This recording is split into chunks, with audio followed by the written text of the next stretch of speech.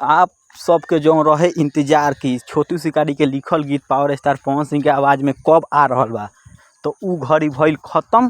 काहे कि आज ही लॉन्च भइल बा प्रियांशु सिंह चाहे और केहू के भी अपडेट फेसबुक पर कि जौन गाना छोटू शिकारी लिखले रहलन उ गाना रिकॉर्डिंग कंप्लीट हो गल बा।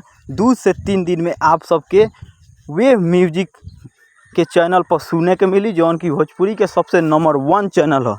तो आप सब वो गीत के जो बहुत सारा प्यार दुलार दे हम लोग। और आप सबके बता दी कि वो गीत रंगदारी सॉन्ग लोकगीत है, जौन की ओमे काम कइले बड़ी लाल घंगरा के निर्माता, जेकर नाम है निर्माता। तो बहुत ही बढ़िया गीत बा। तो आप सब 2 से 3 दिन में वो गीत पोस्टर जैसे लॉन्च हुई हम आप सबको बता दें कि कई बजे आई कहिया आई। तो वो रिकॉर्डिंग कंप्लीट हो गल बा, वीडियो कंप्लीट हो गल बा। तो आप सब वो गीत के ज़्यादा से ज़्यादा सुनी लगिन, अपन प्यार दुलार दे हम लगिन। जय भोजपुरी, जय power star. Subscribe my channel power star update.